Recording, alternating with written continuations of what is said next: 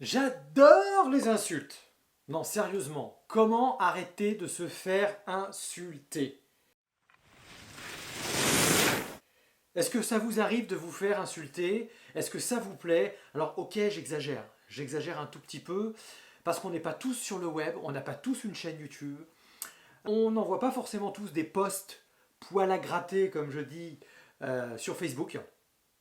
Donc on n'a pas forcément ce qu'on appelle des haters, des gens qui vous détestent.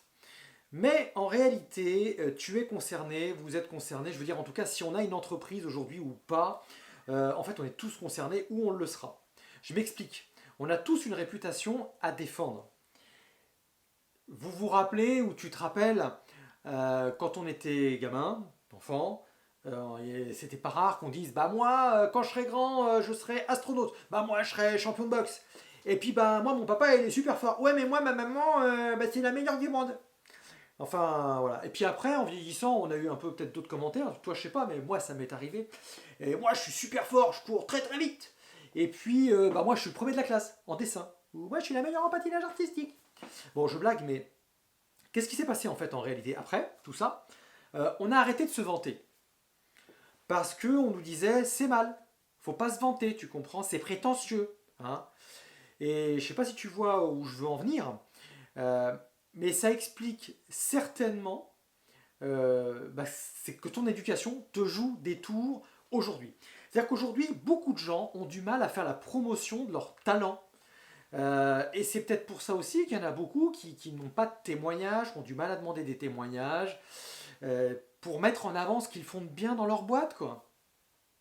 Et alors j'en ai qui me disent bah ouais mais non j'en ai pas besoin. Moi j'ai mes clients, ils me disent qu'ils sont contents. Ça me suffit, ça suffit.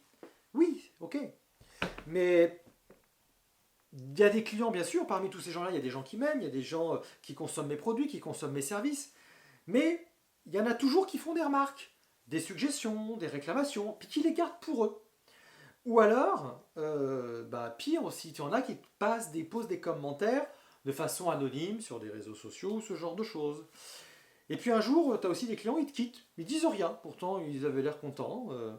Et puis, je dis encore une fois, tu en as d'autres qui maintenant prennent de plus en plus l'habitude de dire tout ce qu'ils pensent, sur tout, sur rien, que ce soit justifié, pas justifié. Maintenant, ils ont un smartphone. Je veux dire, avec ça, aujourd'hui, bah, tout le monde peut raconter sa vie, dire qu'il est content, pas content, 2 clics, ça coûte pas beaucoup d'énergie, quoi. Pire, des fois, c'est en public directement sur ton mur, sur Facebook ou sur ta page d'entreprise. Donc, ce qu'il faut, et si tu n'as pas des commentaires positifs en nombre suffisant pour venir amenuiser le poids des quelques commentaires négatifs, bah t'es mal quoi. En fait, t'es mal parce que les gens vont focaliser sur les 3 commentaires négatifs. On le fait tous quand. Enfin, moi, je le fais quand je dois faire une location, acheter un livre ou une formation et je vois 2, 3 commentaires. Ou tiens, l'autre fois, je voulais télécharger une application. J'ai regardé les commentaires de téléchargement de l'application. J'ai vu les 3 premiers où ils disaient ça bug.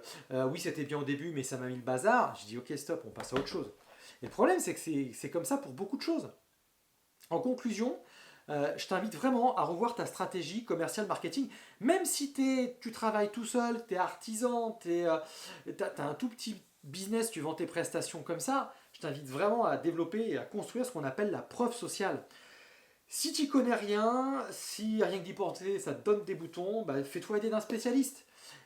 Tu prends rendez-vous aussi avec moi, potentiellement, tu m'envoies un email. C'était pas tant le sujet, mais je te mets le lien dans ma description si tu veux recevoir comme ça régulièrement des emails qui t'aident à te développer dans ton business, dans ta carrière, dans tes affaires, dans tes finances également.